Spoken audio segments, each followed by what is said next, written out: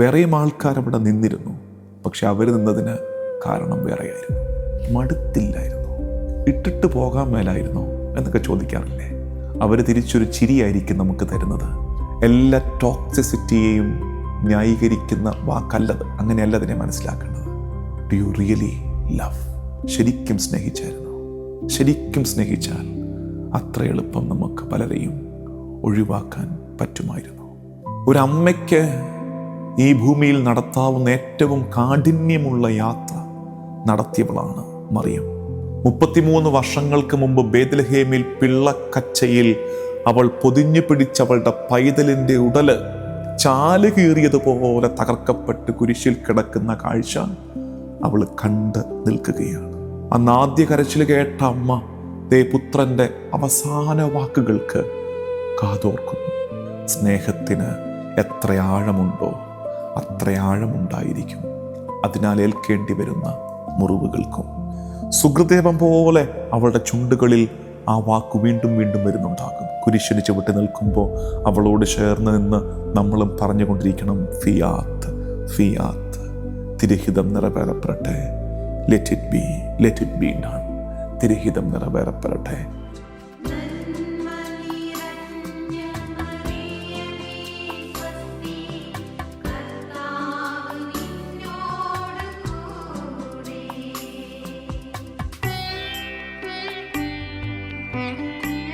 ഈശോ മിശിഹായ്ക്ക് സ്തുതിയായിരിക്കട്ടെ.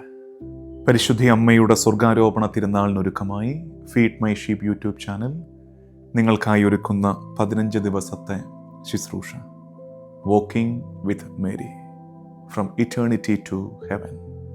നിത്യതയിൽ നിന്ന് സ്വർഗത്തോളം പരിശുദ്ധി അമ്മയോടൊപ്പം നടത്തുന്ന യാത്രയുടെ 9ാമത്തെ ദിവസം.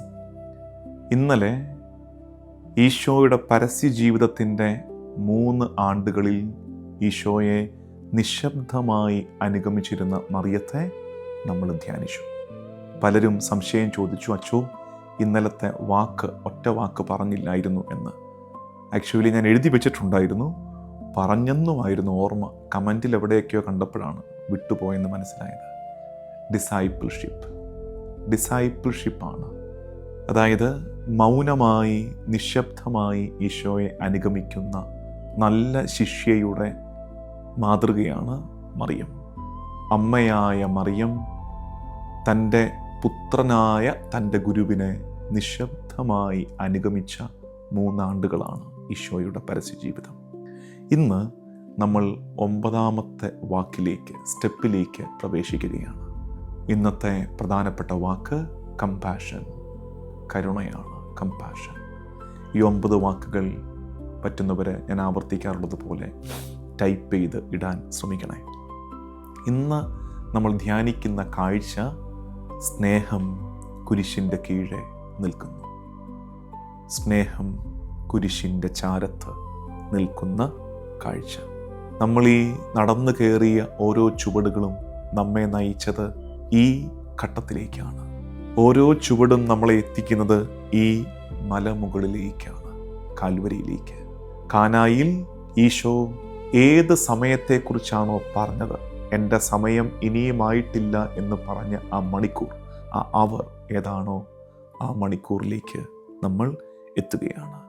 എന്തിനു വേണ്ടിയാണോ ദൈവപുത്രൻ മനുഷ്യരിലേക്ക് ഇറങ്ങി വന്നത്, ആ മണിക്കൂറാണ് നമ്മൾ എത്തിച്ചേരുന്ന ഈ നേരം. ഏതിലേക്കാണോ പ്രവചനങ്ങളൊക്കെ വിരൽ ചൂണ്ടിയത്, ആ മൊമെൻ്റാണ് നമ്മൾ ധ്യാനിക്കുന്നത്. ഏതു നിമിഷമാണോ സ്വർഗവും ഭൂമിയും ചേർന്നത്, അനുരഞ്ജനപ്പെട്ടത്, സ്വർഗത്തിൻ്റെയും ഭൂമിയുടെയും വിടവിൻ്റെ ഇടയിൽ ഒരു പാലം പണിയപ്പെട്ടത്, ആ നിമിഷമാണ് കാൽവരി. അവിടേക്ക് എത്തുമ്പോൾ നമ്മൾ തിരക്ക് കൂട്ടില്ല, മറിച്ച് മെല്ലെ നടക്കും. ഇന്നത്തെ ഈ ധ്യാനം വളരെ സാവകാശം സമയമെടുത്ത് നമ്മൾ നടത്തുന്ന യാത്രയായിരിക്കും. Because the church will not rush to the cross.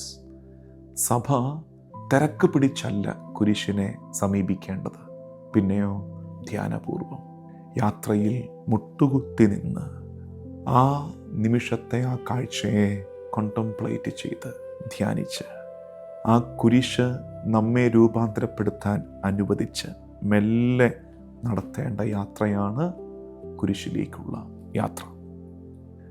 അതുവരെ സൃഷ്ടിയായി പരിഗണിക്കപ്പെട്ടിരുന്ന ഒരു മരം, ദൈവത്തിൻ്റെ ക്രീച്ചറായ ഒരു മരം, ആ മരം ഇപ്പോൾ സൃഷ്ടാവിൻ്റെ സ്നേഹബലിക്കുള്ള അൾത്താരയായി, ബലിപീഠമായി മാറുകയാണ്.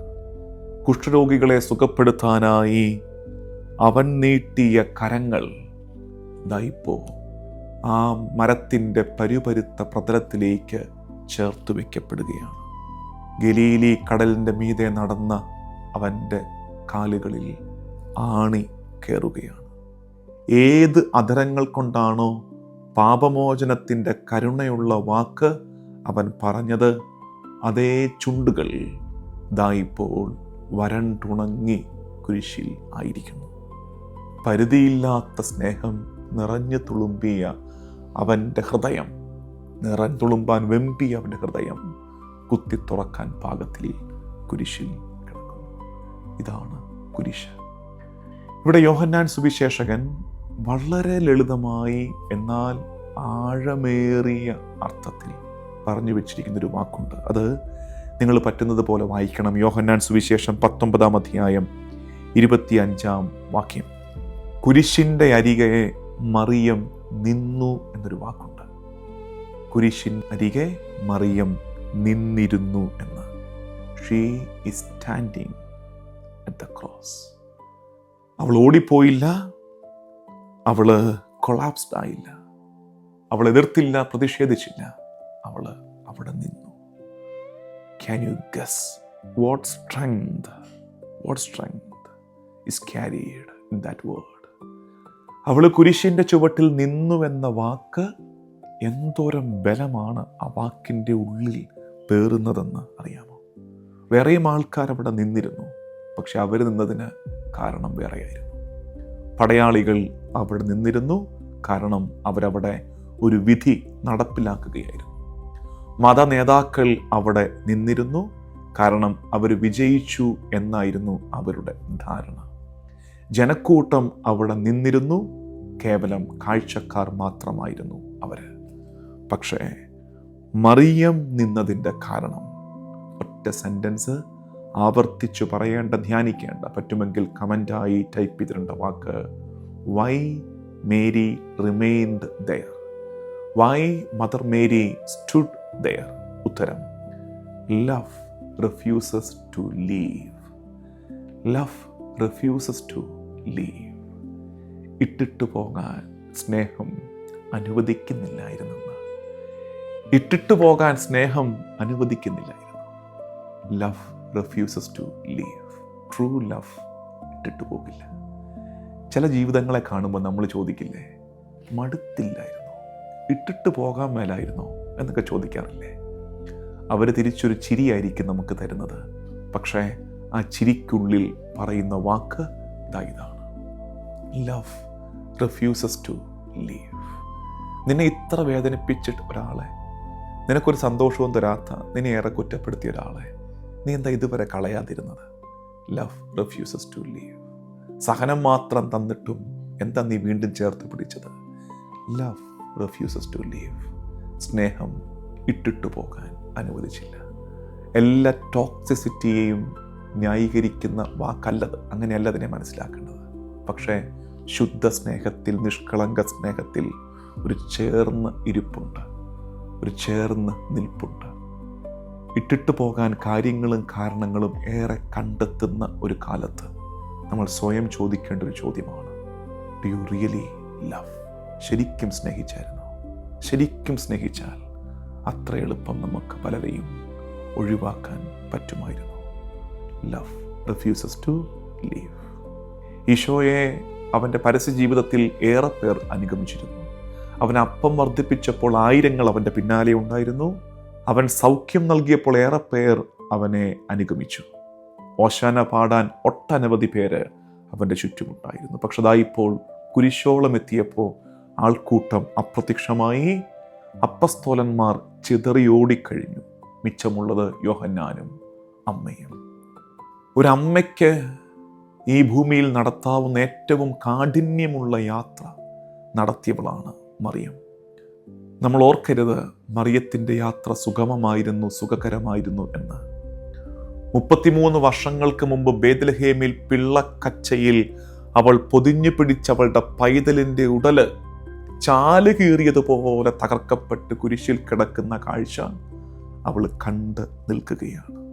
അവളുടെ കൈ പിടിച്ചല്ലേ, ആ കുഞ്ഞിളം കൈകൾ അവൾ ചേർത്ത് പിടിച്ചായിരിക്കും ഈശോ ആദ്യമായി പിച്ച വെച്ചത്. അവൾ കൈ പിടിച്ച ആ കൈകളിൽ ദാ ഇന്ന് ആണി തുളഞ്ഞു കയറിയിരിക്കുന്നത് അവൾ കണ്ടുകൊണ്ട് നിൽക്കുകയാണ്. ബേത്ലഹേമിൽ കുഞ്ഞിൻ്റെ ആദ്യത്തെ കരച്ചിൽ കേട്ടത് അവളാണ്. അന്ന് ആദ്യ കരച്ചിൽ കേട്ട അമ്മ ദേ പുത്രൻ്റെ അവസാന വാക്കുകൾക്ക് കാതോർക്കുന്നു. നസ്രത്തിൽ അവളുടെ മടിയിൽ കിടന്നായിരിക്കണം പല രാത്രികളിലും ബാലനായ ഈശോ ഉറങ്ങിയത്. ഇപ്പോൾ കുരിശിൽ അവൻ പ്രാണനു വേണ്ടി ശ്വാസം പിടഞ്ഞെടുക്കുന്ന കാഴ്ച അവള് കണ്ടുകൊണ്ടിരിക്കുകയാണ്. കാൽവരി മലയുടെ നെറുകയിൽ ശിമയോന്റെ പ്രവചനം പൂർത്തിയാവുകയാണ്. ലൂക്ക 2:35 നിന്റെ ഹൃദയത്തെ പിളർന്ന് ഒരു വാള് കയറും. ആ വാള് ഇരുമ്പോ സ്റ്റീലോ അല്ല, മറിച്ചത് സ്നേഹത്തിൻ്റെ വാളാണ്. മറിയത്തിൻ്റെ ഹൃദയം സ്നേഹത്തിൻ്റെ വാളിനാൽ കുത്തി മുറിവേൽപ്പിക്കപ്പെടുന്ന നേരമാണ് Calvary. Deeper the love, deeper the wound. സ്നേഹത്തിന് എത്ര ആഴമുണ്ടോ അത്ര ആഴമുണ്ടായിരിക്കും അതേൽപ്പിക്കുന്ന, അതിനാൽ ഏൽക്കേണ്ടി വരുന്ന മുറിവുകൾക്കും. Deeper the love, deeper the wound. അതുകൊണ്ടാണ് നമ്മൾ അവളെ മദർ ഓഫ് സോറോസ്, വ്യാകുല മാതാവ് എന്ന് വിളിക്കുന്നത്. അതിൻ്റെ അർത്ഥം സഹനം അതിൽ തന്നെ വിശുദ്ധമാണ് എന്നല്ല, മറിച്ച് love remained faithful in suffering. സഹനത്തിലും വിശ്വസ്തയോടെ നിന്ന് അവളുടെ സ്നേഹത്തെ ധ്യാനിക്കുകയാണ് മറിയത്തെ വ്യാകുല മാതാവേ എന്ന് വിളിക്കുമ്പോൾ നമ്മൾ ചെയ്യുന്നത്. അതിൻ്റെ പിന്നാലെ സ്ക്രിപ്ചറിലെ വേദപുസ്തകത്തിലെ ഏറ്റവും മൂവിങ് ആയിട്ടുള്ള ഒരു മൊമെൻ്റ് നമ്മൾ കാണുകയാണ്. കുരിശിൽ പ്രാണൻ പിടഞ്ഞു കിടക്കുന്ന നേരത്ത് താഴേക്ക് നോക്കുമ്പോൾ ഈശോ കാണുന്നു തൻ്റെ അമ്മയും അരുമ ശിഷ്യനും. അവൻ കുരിശിൽ കിടന്നുകൊണ്ട് പറയുന്നു, സ്ത്രീയെ ഇതാ നിന്റെ മകൻ. അവനോട് പറയുന്നു, ഇതാ നിന്റെ അമ്മ. ഒറ്റപ്പെട്ടു പോയ 2 പേരോട് അവൻ കാണിച്ച കരുണയായി നമുക്കതിനെ തോന്നാം. പക്ഷേ അതിനേക്കാൾ അപ്പുറത്ത് യോഹന്നാൻ സുവിശേഷകൻ അതിലുദ്ദേശിക്കുന്നതിൻ്റെ ആഴം ഏറെയാണ്. ബൈബിളിൽ എവിടെയും, പ്രത്യേകിച്ച് യോഹന്നാൻ സുവിശേഷത്തിൽ യോഹന്നാൻ്റെ പേരില്ല, മറിച്ച് ബിലവഡ് ഡിസൈപ്പിൾ.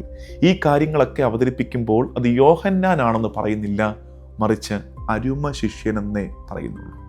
അരുമ ശിഷ്യൻ, ഈശോ സ്നേഹിച്ചിരുന്നവൻ, ദ ബിലവഡ് ഡിസൈപ്പിൾ എന്ന് വെച്ചാൽ അതൊരു ഓപ്പൺ ചാൻസ് ആണ്. ഈശോയെ സ്നേഹിക്കുന്ന, ഈശോ സ്നേഹിക്കുന്നവർക്കാർക്കും ആ ഇടത്തേക്ക്, ആ കഥാപാത്രത്തിലേക്ക് കയറി നിൽക്കാമെന്ന് അർത്ഥം. അപ്പോൾ പിന്നെ അതാരാണ്?